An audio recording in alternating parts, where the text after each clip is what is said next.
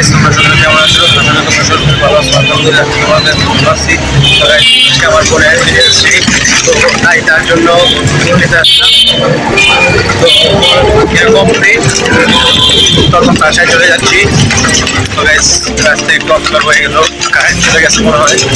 তো গাইস ব্যাপারটা, তো গাইস সাথে আপনারা দেখতে থাকবেন। অ্যান্ড তোমাদের সাথে অবশ্যই শেয়ার করবো ফুলগুলো কী কী ফুল আনলাম আর কী কী আনতে গেলাম।